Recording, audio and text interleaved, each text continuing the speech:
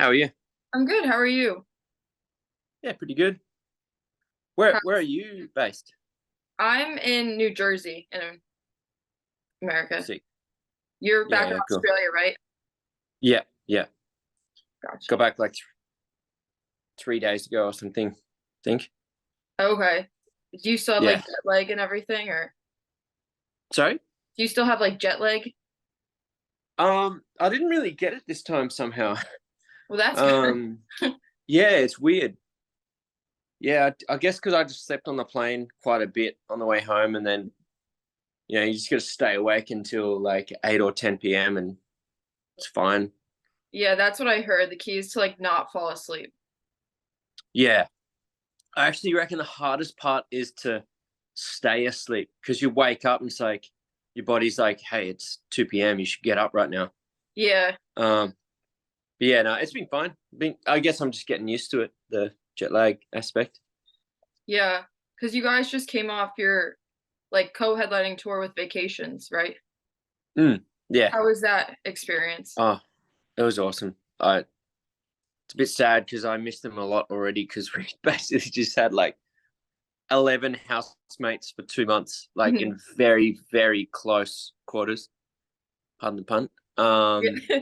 Yeah, because like the sleeping area is like the size of a bedroom with 12 people in it. Oh my God, it's like It's summer fucking, camp. yeah, yeah, pretty much. Hey, summer camp, except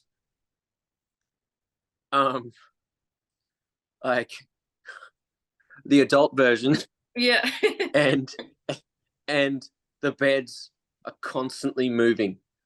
Oh my God. Like, yeah, which honestly, once you get used to it, it's like a really nice feeling, Mhm. and it's a bit jarring when you don't have that feeling.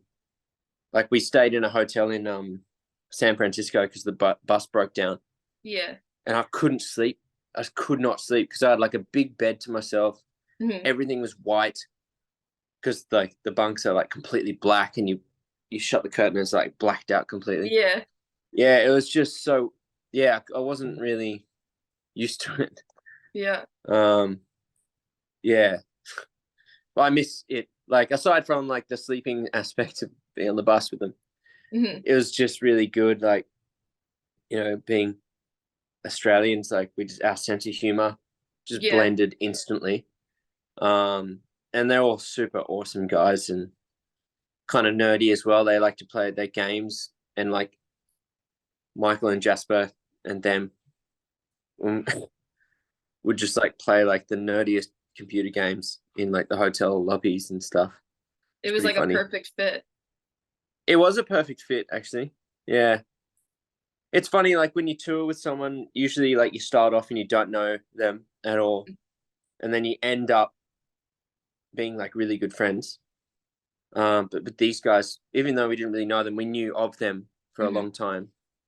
And yeah, we just became really good friends straight away. So it was a pretty unique touring situation, especially because the co-headline thing as well and being on one bus Yeah. made it pretty unique. Had you guys ever like co-headline, like done like a co-headlining tour before? Or Oh, maybe like ages ago with another Australian band just around Australia. Mhm. I think that was a co-headliner.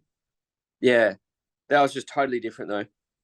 I don't even remember what happened on that one because it's so long ago. But this one was like different because obviously it's America. There's so many cities to play, Mhm. and the venues are pretty big, and we were just like taking turns, pretty much on the headline.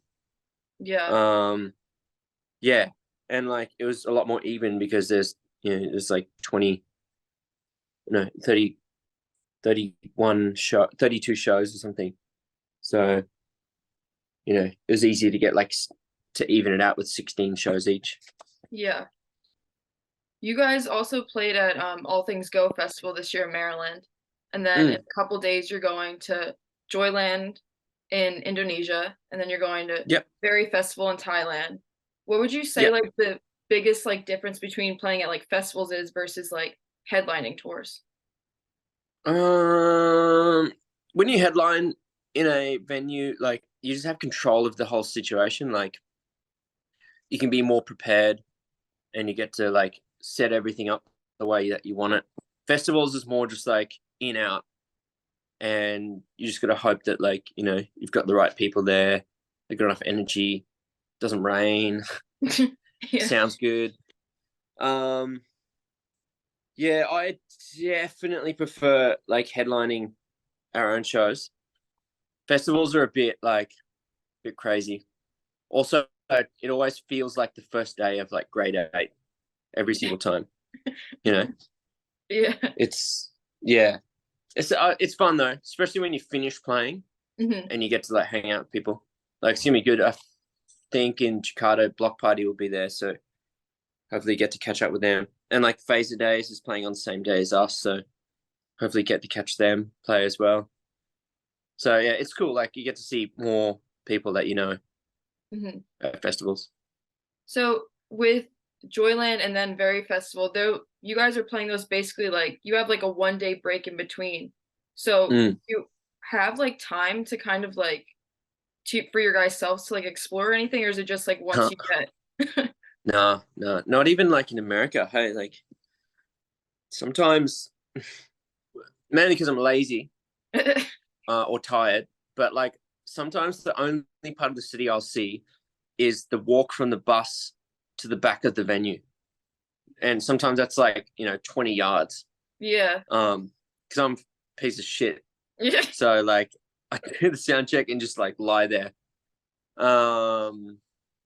Yeah, no, we have done Indonesia. I really want to explore because we always only go Jakarta, Hmm. and we've done a bit of exploring in Jakarta before. But I want to see like it's kind of like going to America and only going to LA Yeah. and not realizing like, you know, there's like Grand Canyon, there's the Redwoods, there's like Seattle, San Francisco, and then you go into like the middle and there's like so much more crazy stuff in the middle as well, and like and then the East Coast. Yeah, and I think Indonesia is a bit like that. Like there's a lot more to it than just Jakarta. Hmm. So I would love to explore that place. And we know a few people there, like a guy who's done a lot of art and videos for us, lives in like a pretty small town to the west, which I'd love to see and like just eat the food and stuff.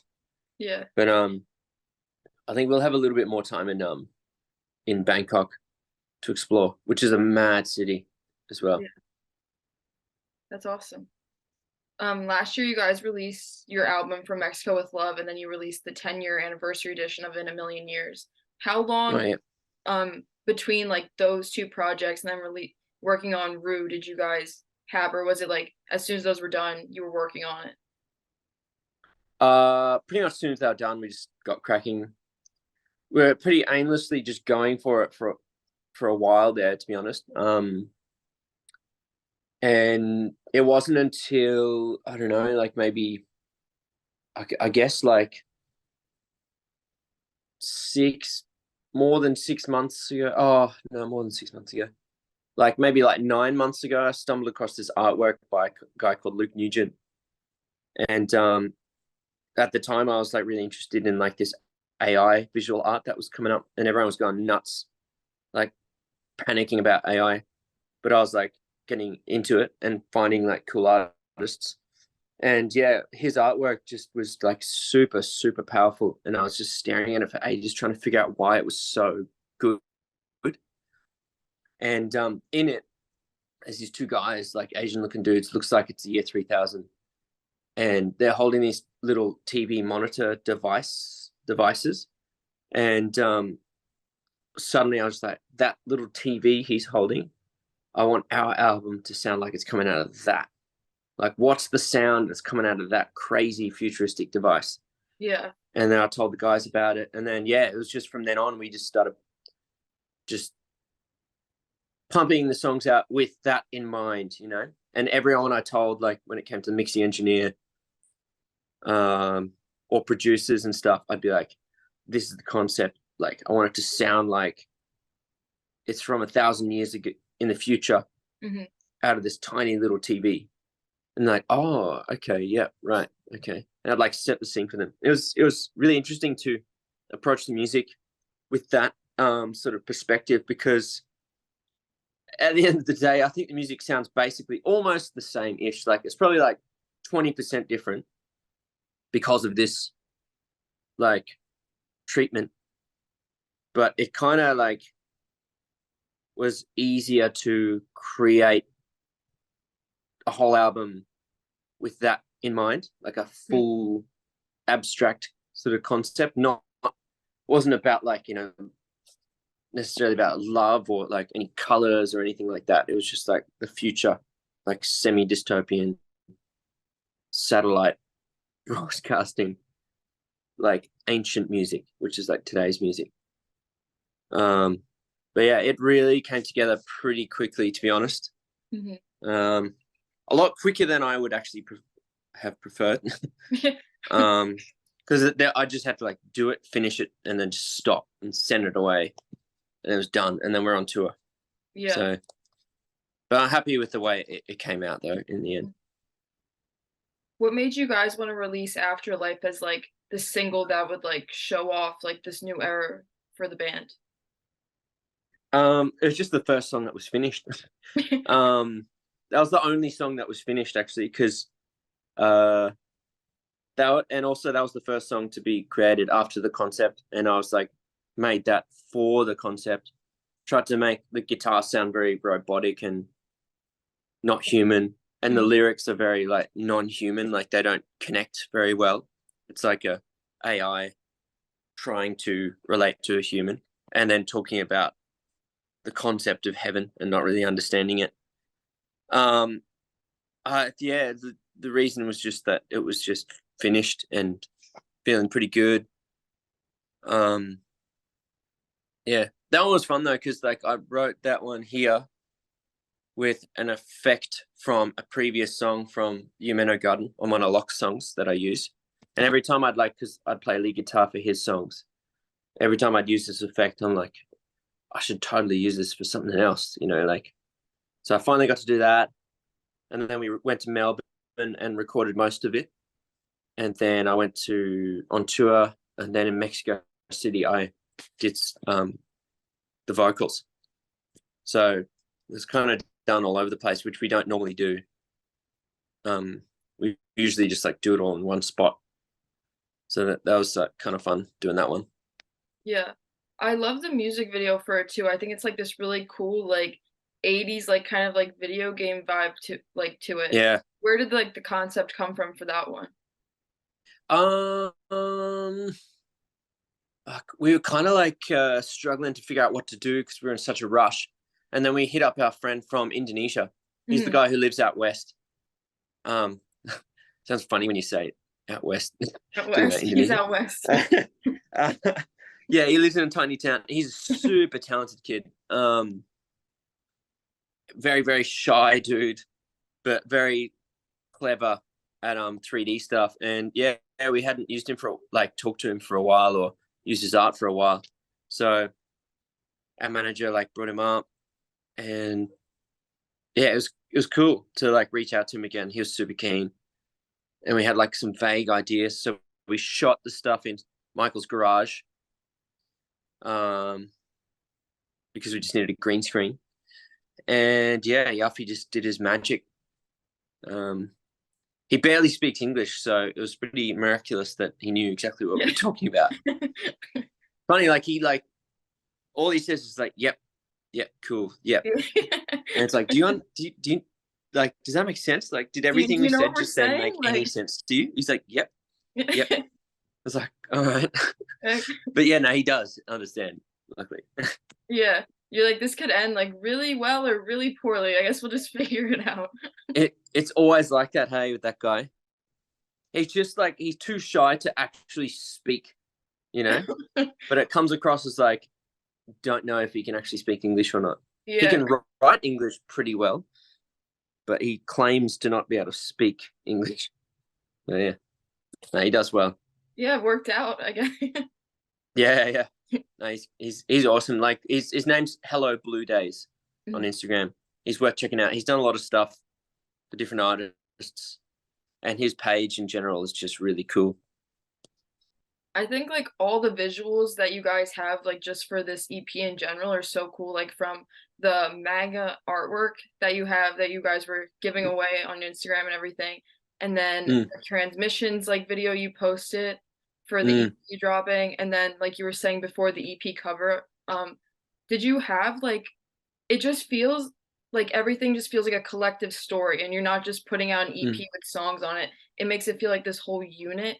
Like, did you have like these like all these visuals in mind, or was it more so you had the EP artwork and then you went from there? Had the EP artwork, and then just went from there. Like honestly, it was all so quickly done. We're just very fortunate to have some extremely talented friends. Like this, the guy who's done most of the visuals, so the transmissions video, Elton video, and Walking on Ice. This guy called Tom Carroll, Egume, Egumei on Instagram. He just lives like a suburb away from me, and like I'd known about him, but never really like knew him, or like always been like an up and coming video guy, but he's gone straight into 3D, and he's just hell bent on being a 3D artist. And yeah, Michael has known him since he was basically a tiny kid because they were neighbors. It was suggested Tom, and he just filmed us over one day just in front of a green screen, and we had really vague ideas of what to do, and we just told him like go with your imagination, but this is the brief. I told him the whole backstory because I'd already written like a short story kind of thing for the concept, so he just ran with it and created those extremely strong visuals. And like whilst we're on tour, I was talking to him about that transmissions video. Like we wanted like an explainer to, because the story for the whole EP is so intense, it just can't be explained in any other way. It had to be like a little tiny movie. And yeah, so I wrote the 3 paragraphs of dialogue, sent it to him, and told him I wanted like, some scientific stock footage and just include some of the art from the videos he's already made.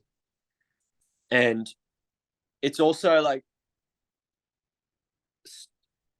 it's going to tie into more stuff in the future without giving away too much information. It's like there's more coming. But yeah, like we spent a lot of time thinking about like this universe. Well, I spent a lot of time thinking about this universe because it's fifth album. It's like hard to come up with like more original ideas. That's not just music. And like with our fans, like we really like to give them stuff to like hold on to and like help get absorbed into the universe that we create. So yeah, we really wanted to go the extra mile with this concept, which I'm so glad we did. So we've ended up like making really good connections and good work with various like other artists, like Niwa has done a lot of the merch, and she's doing a manga.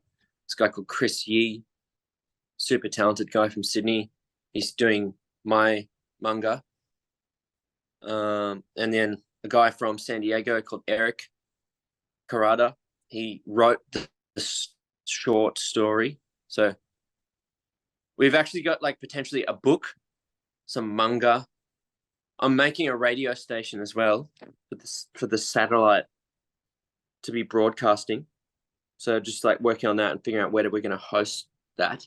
But it'll like be a background audio thing where it's got voice memos, demos of the songs, songs that didn't make it, just like heaps of stuff, just on one like continuous lo-fi loop that's going in and out of lo-fi as the satellite orbits the Earth.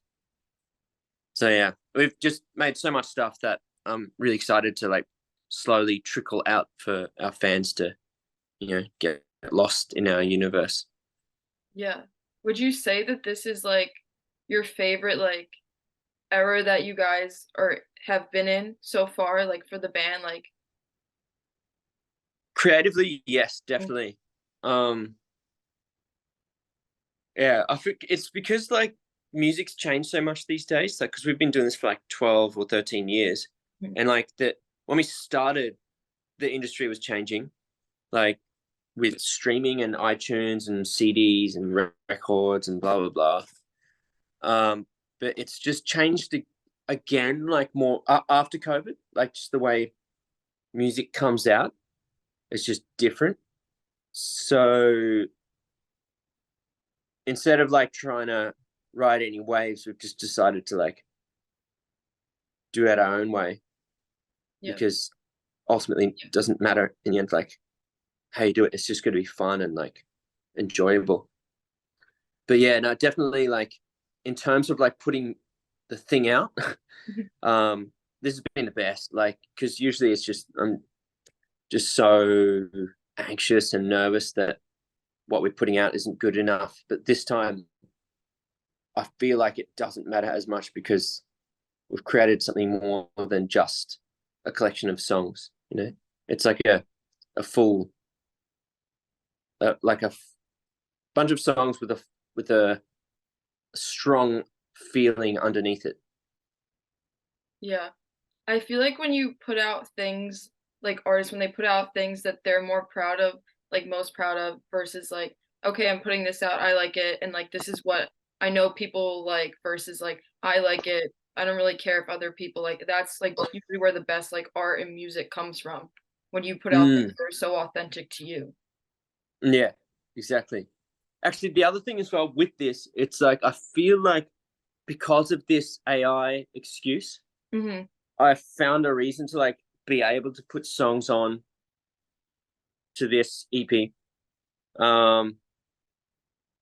that I wouldn't have been able to like do on any other album, like Dino's album, because like Yin and Yang, for instance, it's like a 2-minute song and it sounds a little bit crazy.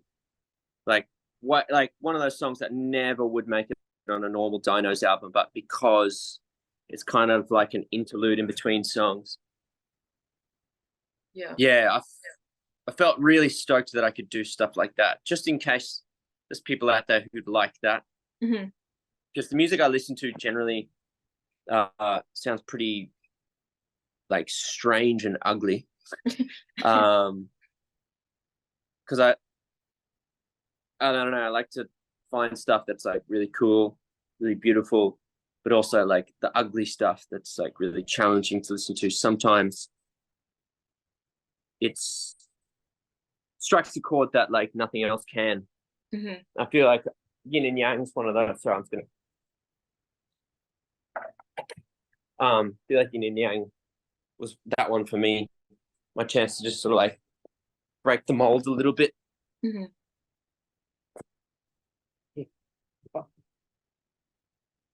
My dog. Yeah. Oh my god. It's so cute. Is it a boy or girl? I didn't want to say like he's so cute and you're like, actually it's a she. It's a girl. Oh, she's so cute. Yeah, she's the best. Oh. This is the I missed her on tour the most more than anything. She thought I was dead. Oh no. You know? She's And holding she's down the like fort. she's like a farm type dog. She's a border Oh. collie. So she needs like at least 90 minutes of like full sprinting per day. Yeah. So when I'm not here, she doesn't get that sort of exercise. So She's just running around the living she's room. happy though. Yeah. She's No, like, she just finally like, someone can let me out. yeah, exactly. No, she's one of those dogs that like she just like acts all depressed instead of like actually exhausting her energy. Yeah. She has to be out at her favorite park doing her favorite, you know, rounding dogs up and chasing birds and stuff. So Yeah. yeah. I have like 2 dogs and the one will just cry until you like give him attention and you walk away and he'll start crying again. I'm like, we're not doing this. What kind of dogs? One's like an Irish Wolfhound mix and then the other's like a boxer mixed with something. Holy shit.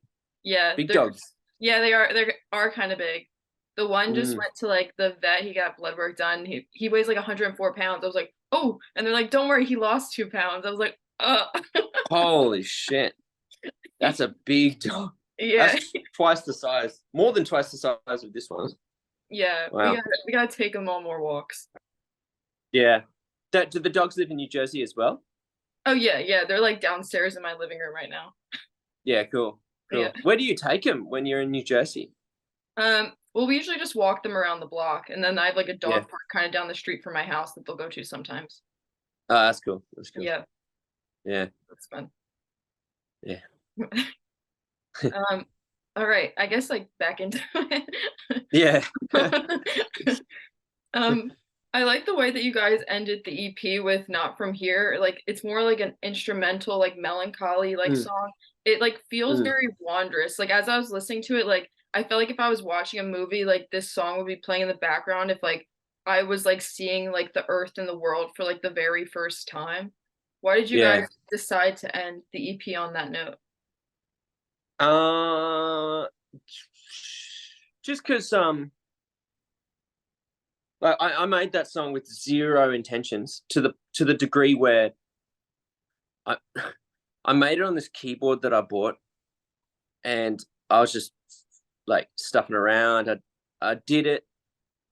I didn't really like finish it, but I sort of bounced it out, and then I deleted the session and then put it in the trash, and then I sold the keyboard.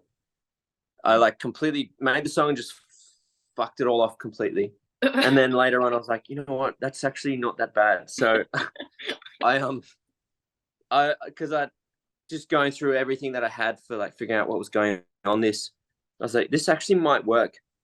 And it's kind of like the satellite has died, its battery has run out, and it's finally just like fading out and just like drifting into oblivion. And it's kind of strange because someone pointed out recently that the only other time we've ever had an instrumental was on our first album, and the song's called Satellites. And Oh, that's that, freaky. like, I completely forgot about that. So it kind of just like full circle Yeah. that we've done that, and it had to be at the end as well, you know. Mhm. Yeah, and I like making stuff like that, and it was all like done because I can't really play keyboard for shit, but I played it, but Mhm. like I did it on purpose where it wasn't in time or anything. Like all of the sounds on either side are like sort of sounds like a kid played it, but I wanted that like a Mhm. broken sound. But Yeah. yeah, if you heard the keyboard by itself, you'd be shocked at how like it was like a kid's keyboard, you know. Except it wasn't a kid's keyboard. It was like the ultimate 60-year-old man's church keyboard. Oh my. Like, yeah. And that's like exactly who I bought it off. And I sold it because it was this like very bright blue, and I just couldn't handle it. I couldn't stand looking at it. Oh my god. Yeah, but I figured out that it would sound good if I would just touch the keys and Yeah. not go like that. It just goes super light. It would sound nice some Mhm. reason. I don't know why. Um, yeah, I'll probably buy another one of those soon because it ended up being pretty good because Yeah. I made Elton with it as well. And kind of regret getting rid of that thing. So No, I'll get a no more black one. bright blue ones though. No, they come in black. Except the only reason I got the blue one because it was like $400, but the Mhm. black one's like $1,200. All because of So the color? it must be, hey. Like I've got a second hand, but like no one was selling the black ones because I guess you know people want to keep them. They want to keep their normal Yeah, colored keyboards. I think that's it. Hey, it was very jarring. Seriously, it was Mhm. very jarring. It looked so childish too, because of the color. You're like waking up in the middle of the night and the keyboard's just there. You're like, ah, Yeah, like a sleep pretty much. paralysis Hey, demon. yeah. Oh shit. Oh my. All right. And then the last question that I have for you is you guys have been, like, as you said, releasing songs for 12 to 13 years. How have you been Mm. able to find a balance between staying consistent with what makes you guys who you are versus like how you're able to know when to shake things up and you're not afraid to change? Um, it's not intentional, to be honest. We just do it. We just do whatever. We just make, because me and Locke are just making songs. Like he makes songs more often than me, but I make songs every, couple of months or something. Um, yeah, we just do whatever. Like I literally have a bunch of like full bore EDM tracks and like a full on country track. Um, we're just making anything, and then at the end we bring it together when we've got a collection that works together. Hmm. And there's no intention sonically on a change. It's just like the intention is found afterwards, where it's like, what is this? Like, what are we doing here? So yeah, I can't imagine what it's like to be like, you know what, we're changing our style. Like we're gonna be this, and we're gonna make songs like this now. Hmm. I can't like what I was the concept I made for this one was like it's coming out of this device was about as far as we can go in terms of like changing a sound. But yeah, I don't know. It's just like we're always just being true to ourselves and only putting songs out that we feel fairly confident about, and just hope like hell that people like it. Basically, Yeah. yeah. All right. Well, thank you so much for talking with me. Congratulations on RYU. Congratulations on ending the co-headlining tour. Good luck Thank you very much. with the festivals this week. Thank you very much. Thanks so much for the interview.